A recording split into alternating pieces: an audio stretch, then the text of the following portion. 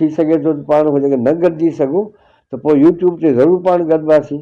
छो त हींअर जेको आहे पाण यूट्यूब खे ईअं हलायूं पिया जीअं का विर्चुअल यूनिवर्सिटी हूंदी आहे ही लतीफ़ जी ऐं सिंध जे क्लासिक जी ऐं दुनिया जूं जेके बि ख़ूबसूरत ॻाल्हियूं ऐं जेको सिहतमंद जेको बि इल्मु आहे उन सॼे खे कोशिशि कंदासीं। जहिड़ो पंहिंजो हाल पाण में का बि दावा कोन था कयूं छो त भला भला जो शइ कोन्हे को जेको इंसानु आहे इंसान जे इल्म जो बि को शइ कोन्हे को जेको पाण खे वंड मिलियो आहे उहो तव्हांजो आहे।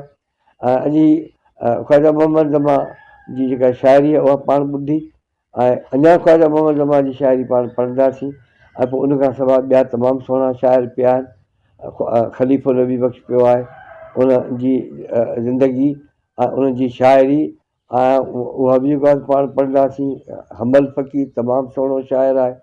सावण फ़क़ीर आहे उहो तव्हां त लोक फ़नकार बि आहे असांजो पंहिंजो ॻाईंदो बि हो पाण जेको आहे कननि खां झले जेको आहे सो ॻाईंदो हो।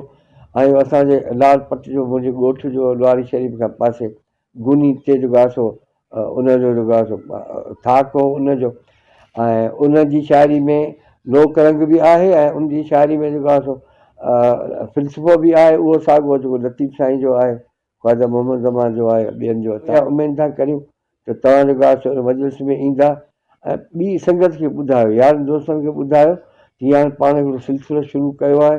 हाणे जेकी बि हयाती आहे हयाती जेका बि आहे तव्हांजी आहे ख़बर कोन्हे का विरांड में आहियूं पोइ कची विरांड आहे या पकी विरांड आहे जेके पाण टिपारी था चऊं ऐं उन खां पोइ सिजु ज़रूरु लहणो आहे ऐं उनजो असांखे को बि शक कोन्हे को पर जेसि ताईं सिजु नथो लहे सिजु खटे या ॿिज खटे तव्हां सां गॾु आहियूं ऐं तव्हांजो जेको इल्मु आहे ही तव्हांजो ई आहे तव्हांजी अमानत आहे तव्हांखे जेको आहे सो ॾींदा रहंदासीं।